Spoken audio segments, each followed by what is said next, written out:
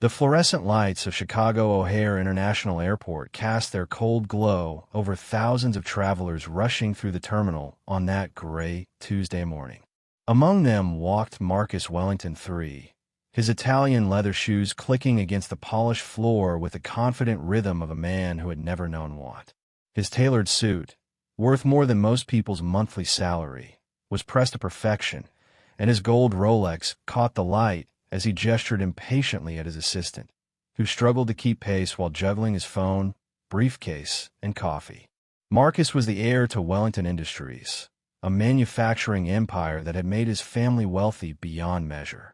At 35, he had inherited not just billions, but also the arrogance that often accompanies generational wealth.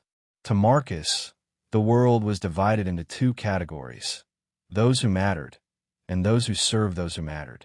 He had never questioned this hierarchy, never wondered if perhaps his privileged perspective might be flawed. As he approached Gate B7, where his first-class seat to Miami awaited, Marcus noticed the departure board flashing a dreaded word: delayed. His jaw tightened. He had an important meeting with potential investors, and delays were not part of his carefully orchestrated schedule. The assistant beside him was already making frantic phone calls, trying to rearrange appointments that couldn't be rearranged. Near the gate's seating area, Marcus spotted an empty chair in the first-class boarding section. But as he approached, he noticed someone was already sitting in the adjacent seat. A woman, probably in her early 30s, wearing simple jeans and a plain white t-shirt. Her dark hair was pulled back in a practical ponytail, and she wore no makeup. She looked tired, almost weathered, as if life had tested her in ways Marcus couldn't imagine. A small, worn backpack sat at her feet, and she held what appeared to be a technical manual in her hands, studying it with intense concentration. The sight irritated Marcus immediately. This woman clearly didn't belong in the first-class seating area. Her clothes probably cost less than his morning coffee, and her entire appearance screamed economy class. He glanced around, expecting to see a gate agent who could rectify this obvious mistake, but the area was busy with pre-boarding preparations. Unable to contain his indignation, Marcus approached the woman with the swagger of someone accustomed to getting his way.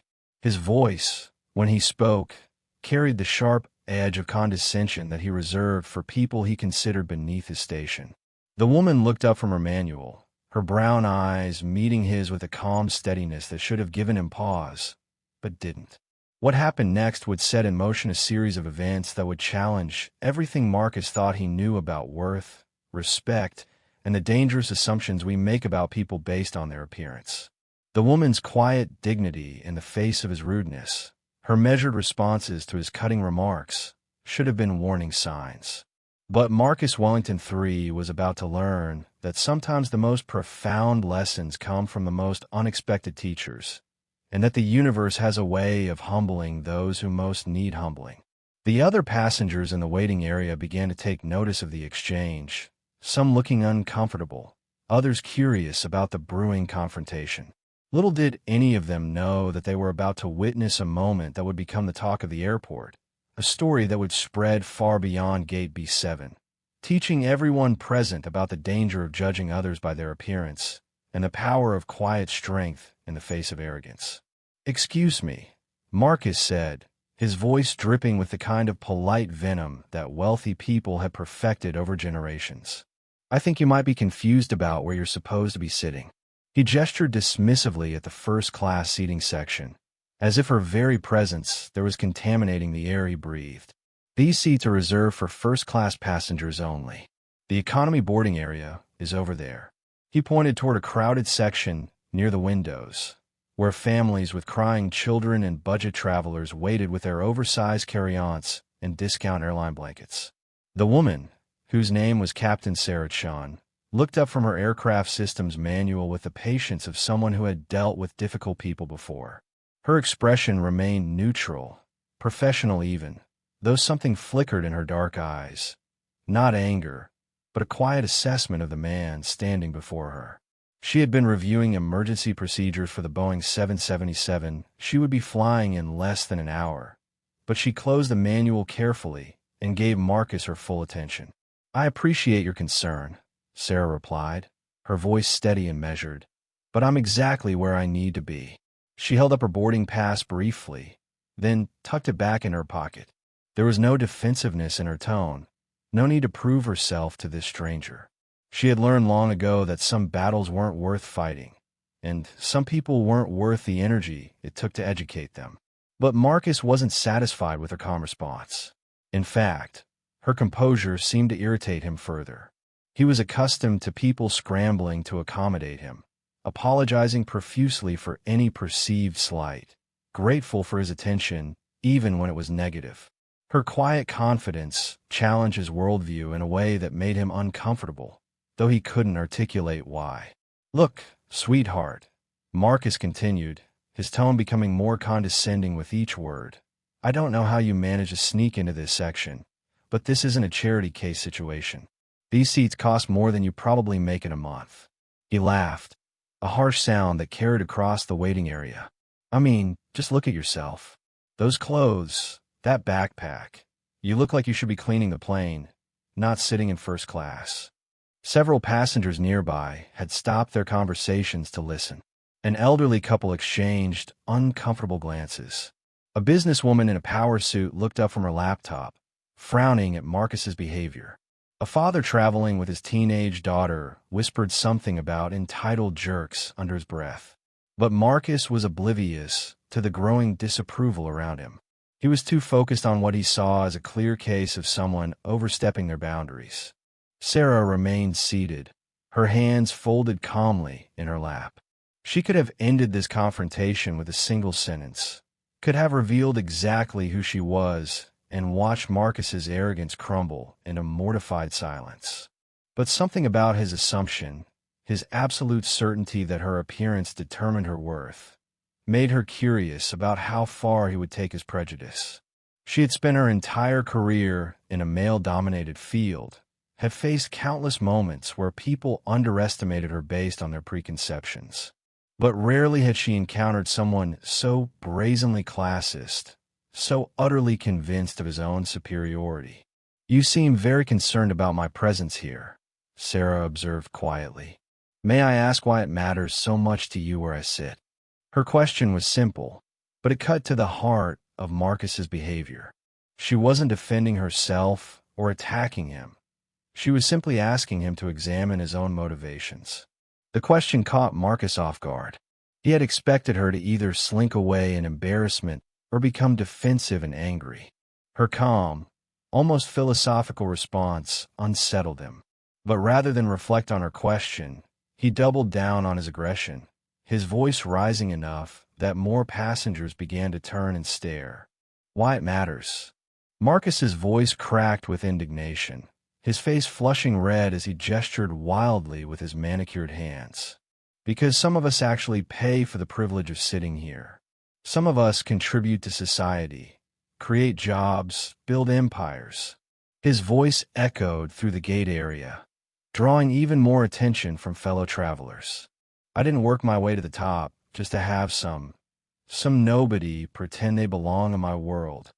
The irony of his words, claiming he had worked his way to the top when he had inherited everything, was lost on Marcus, but not on the growing audience of passengers who were beginning to form their own judgments about the well-dressed man making a scene. His assistant, embarrassed by his employer's public display, tried to tug at Marcus's sleeve, whispering urgently for him to lower his voice. But Marcus shrugged him off with the irritation of a man who had never been told no in his entire life. Sarah remained seated, her posture straight but relaxed, like a seasoned professional dealing with turbulence, which, in a way, she was. She studied Marcus with the analytical mind that had helped her navigate through countless storms, both literal and metaphorical. In her years of flying, she had encountered every type of passenger imaginable. The fearful flyers who gripped their armrests during takeoff, the business executives who treated flight attendants like personal servants, the entitled travelers who believed their ticket price purchased them the right to abuse airline staff. But Marcus was a particular breed, someone whose wealth had insulated him, so completely from consequence that he had forgotten basic human decency. "I see," Sarah said quietly, her voice cutting through Marcus's bluster like a sharp blade through silk. "So you believe that a person's worth is determined by their bank account? That someone's right to exist in a space is based on how much money they have?" She tilted her head slightly, genuinely curious about his worldview. "Tell me, what happens when you meet someone who has more money than you? Do you automatically defer to them? Do you move aside and apologize for taking up their air?" The question hit Marcus like a physical blow. In his privileged bubble, he rarely encountered people with more wealth than his family possessed, and when he did, the interactions were carefully orchestrated through business meetings and social events where everyone understood the rules of engagement. The idea of someone challenging his supremacy in such a direct, unflinching way was foreign to him. But instead of introspection, Marcus's response was to become even more aggressive. "You think you're clever, don't you?" he sneered, leaning closer to Sarah in what could only be described as an intimidating manner. "Let me tell you something, sweetheart. I could buy and sell people like you 100 times over. My family's company employs thousands of people. We own buildings, airlines, entire industries. One phone call from me could ruin someone's entire career." His threat hung in the air like toxic smoke, and several passengers nearby looked genuinely shocked by his behavior. But if Marcus expected Sarah to cower under his threats, he was sorely mistaken. Instead, something shifted in her expression, a subtle hardening of her features that suggested he had finally crossed a line.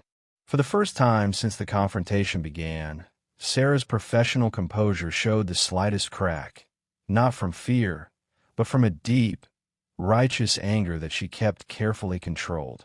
She had spent years building her career in an industry where women had to be twice as good to be considered half as worthy, where every mistake was magnified and every success minimized. She had earned her position through countless hours of study, training, and proving herself over and over again to skeptical colleagues and passengers. "Interesting," Sarah said, her voice dropping to a level that somehow commanded more attention than Marcus's shouting had. "So you believe that threats and intimidation are appropriate ways to handle disagreements? That your money gives you the right to bully strangers in public spaces?" She stood up slowly, her movement graceful and deliberate, and for the first time, Marcus realized that this woman was not the cowering victim he had expected her to be. Standing, Sarah was taller than he had anticipated, and there was something in her bearing, a quiet strength and confidence, that made him take an involuntary step backward. The elderly gentleman who had been watching the exchange with growing disapproval finally stood up from his seat across the waiting area. Harold Peterson was a retired Air Force colonel, and despite his 73 years, he still carried himself with military bearing.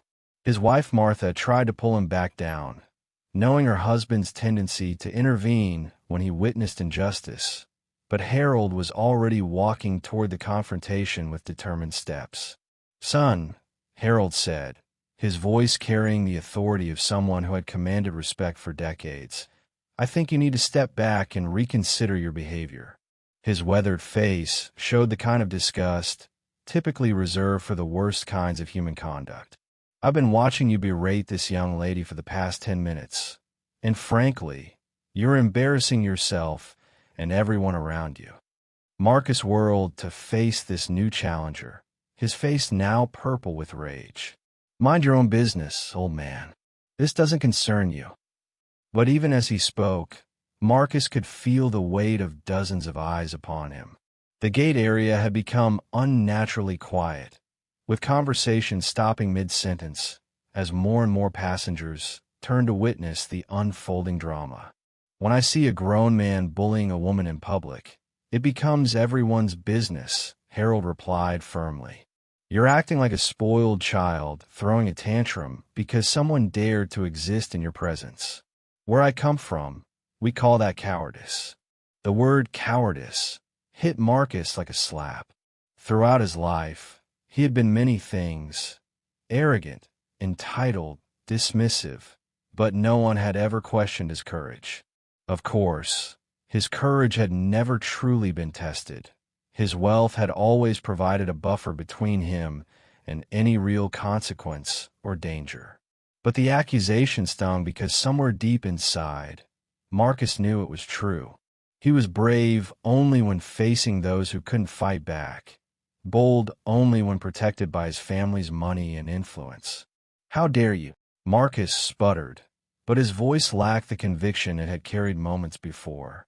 The crowd's disapproval was palpable now, and even his assistant was looking at him with barely concealed shame. A mother had covered her young son's ears during Marcus's tirade, and several business travelers were shaking their heads in disgust. Sarah watched this exchange with growing amazement. She had expected to handle Marcus's bullying alone, as she had learned to handle most challenges in her life. But seeing this stranger, this elderly veteran, stand up for her triggered an emotion she rarely allowed herself to feel: gratitude. Not because she needed rescuing, but because it reminded her that there were still people in the world who chose to do the right thing, even when it wasn't easy or convenient. "Please," Sarah said quietly, her voice somehow carrying over the tension in the air. "There's no need for this to escalate further." She looked directly at Harold, acknowledging his intervention with a small nod of respect. "I appreciate your concern, sir, but I think we've all learned something valuable about assumptions today." But Marcus wasn't finished. His humiliation at being called out by an elderly stranger, combined with Sarah's continued composure and the growing crowd of disapproving witnesses, pushed him past the point of rational thought. "You people don't understand," he shouted, his voice now shrill with desperation. "I am Marcus Wellington III.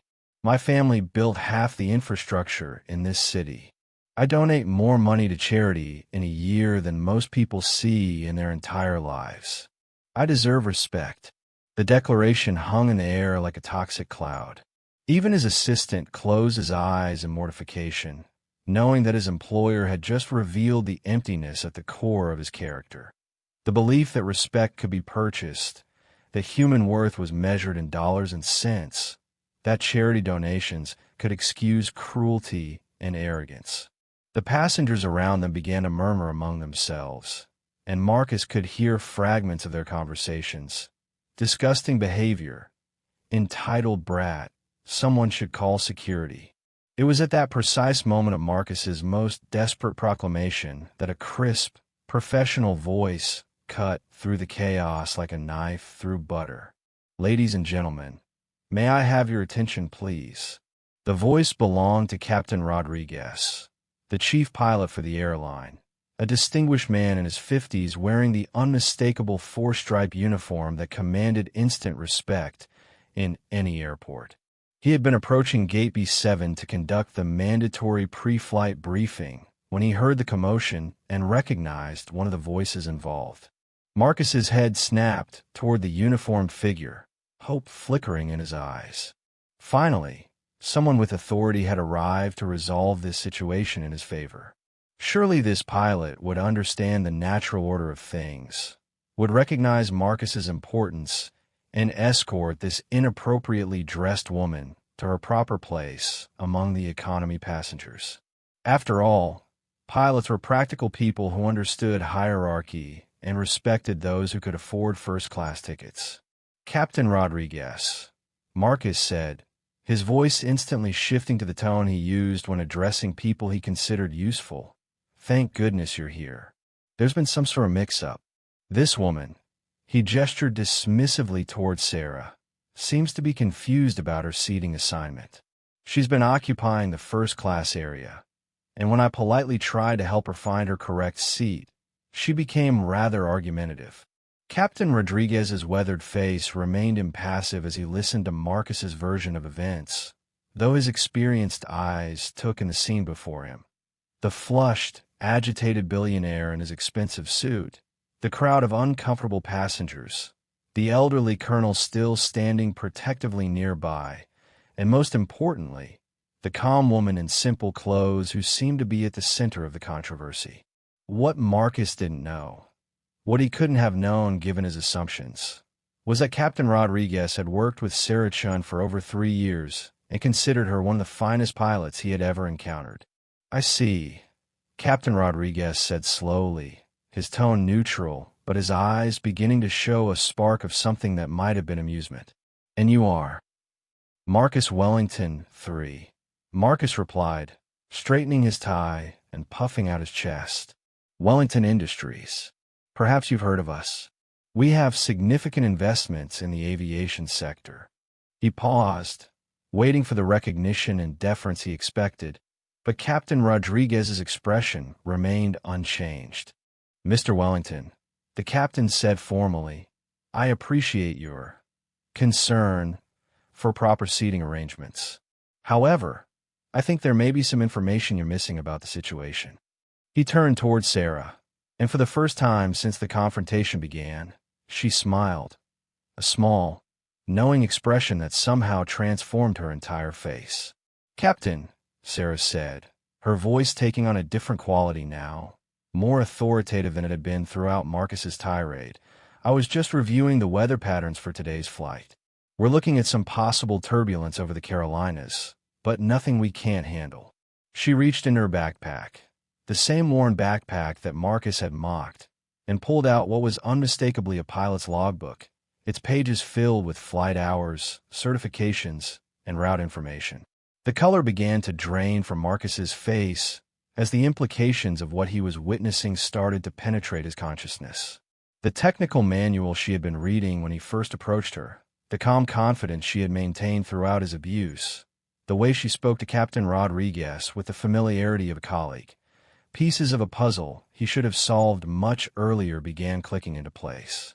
"Ladies and gentlemen," Captain Rodriguez announced to the growing crowd of passengers, his voice carrying the authority that came with thousands of hours in the cockpit. "I'd like to introduce you to Captain Sarah Chun, who will be your pilot for today's flight to Miami."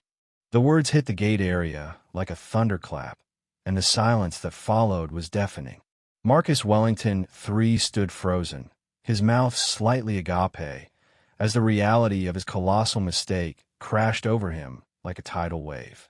The woman he had spent the last 20 minutes berating, the person he had dismissed as a nobody who looked like she should be cleaning the plane, was not only a first-class passenger, she was the captain who would be responsible for his safety 35,000 feet above the ground. The irony was so profound, so utterly complete, that several passengers who had witnessed the entire exchange began to chuckle softly, their amusement growing as they watched the arrogant billionaire's world crumble around him. Captain Sarah Chun reached in her backpack once more and withdrew her captain's hat, placing it on her head with the practiced motion of someone who had done so thousands of times before. The transformation was remarkable. Suddenly, the simple woman Marcus had tried to intimidate was revealed as the highly trained professional she had always been. Her posture, already confident, seemed to gain an additional layer of authority. The technical manual she had been studying wasn't casual reading. It was her final review of the aircraft systems she would be commanding in less than 30 minutes. "Captain Chun," Captain Rodriguez continued, addressing both Sarah and the assembled passengers, "hold a perfect safety record over 8 years of commercial aviation. She's qualified on multiple aircraft types, including the Boeing 777 we'll be flying today. She's also a former Air Force pilot who served 2 tours of duty before transitioning to commercial aviation." Each word hit Marcus like a physical blow, revealing layer after layer of accomplishment and expertise that made his assumptions not just wrong, but laughably ignorant. The elderly Colonel Peterson, who had defended Sarah earlier, stepped forward with a broad smile spreading across his weathered face. "Captain Chun," he said, extending his hand, "Colonel Harold Peterson, retired Air Force. Thank you for your service, and it's an honor to fly with you today." The respect in his voice was genuine and earned, the kind of recognition that Marcus had demanded but never deserved. Sarah shook the colonel's hand firmly, her professional demeanor softening slightly at his acknowledgement. "The honor is mine, Colonel. Thank you for your service as well." She glanced briefly at Marcus, who was still standing in shocked silence, then addressed the crowd of passengers who had gathered to witness the confrontation. I apologize that my pre-flight preparations became the center of such an unfortunate display. I assure you that despite today's delay, we'll have you safely in Miami, on schedule.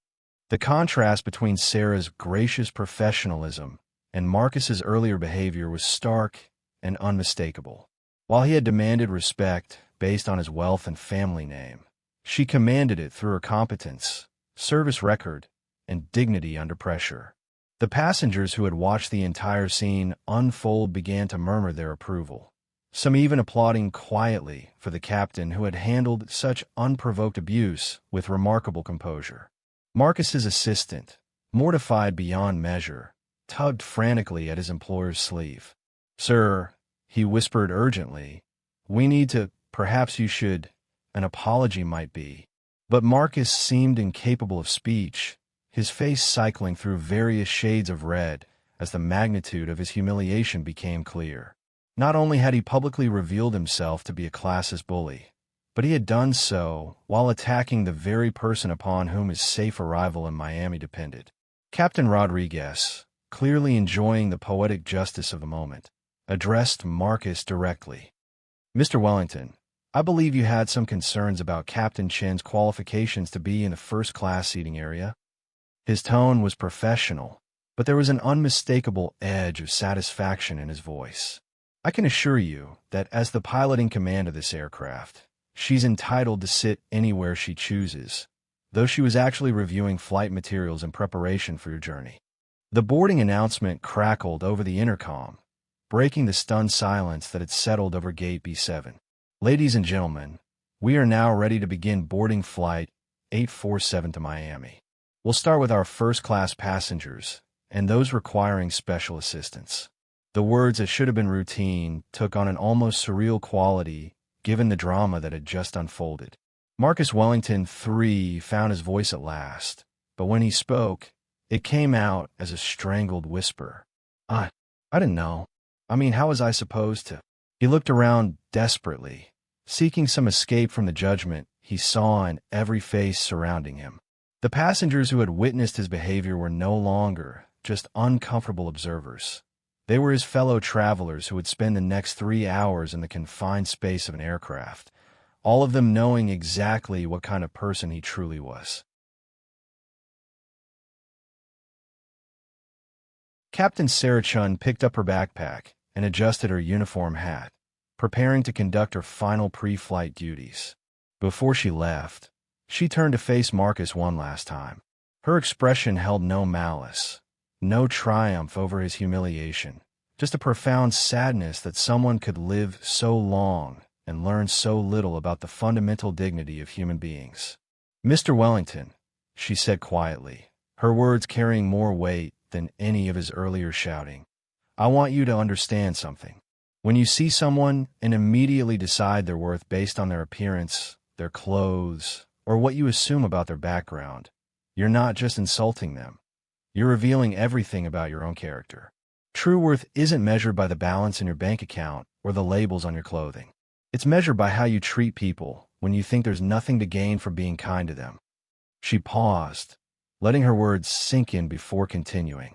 "You spent 20 minutes trying to humiliate me because you believed I was beneath you. But the only person who was diminished by your behavior was yourself. The passengers on this flight will remember this moment long after they've forgotten the quality of their meal or the comfort of their seats. They'll remember the man who thought his money gave him the right to be cruel, and they'll remember that it didn't." Marcus wanted to argue, to defend himself, to explain that he wasn't normally like this, but the words died in his throat. Because the terrible truth was that he was normally like this. He had just never been called out for it so publicly or so completely. His wealth had always insulated him from consequences. His privilege had always provided him with enablers who laughed at his cruelty or looked the other way when he demeaned others. Colonel Peterson stepped forward once more, his military bearing adding gravitas to his words. "Son, I've lived through wars, economic depressions, and social upheavals that would break most men. But I've learned that in the end, we're all just human beings trying to make our way in the world. The uniform doesn't make the person. The person makes the uniform worthy of respect. Captain Chun earned her stripes through service, sacrifice, and skill. What have you done to earn yours? As Sarah walked toward the jet bridge to begin her pre-flight inspection, the other passengers began to line up for boarding. Many of them made a point of speaking to her as they passed, thanking her for her service, expressing their confidence in her abilities, or simply offering words of support after witnessing Marcus's attack. The contrast was powerful and unmistakable. Genuine respect freely given versus demanded deference that felt hollow and meaningless. Marcus boarded the plane in silence, his assistant trailing behind him like a beaten dog. As he settled into his first-class seat, ironically, just a few rows behind where Sarah had been sitting in the gate area, he could hear the whispered conversations of other passengers. Words like disgraceful, embarrassing, and pathetic drifted back to him, and for the first time in his privileged life, Marcus Wellington III was forced to confront the possibility that money couldn't buy him out of every situation, and that sometimes the universe had a way of teaching lessons that no amount of wealth could prevent.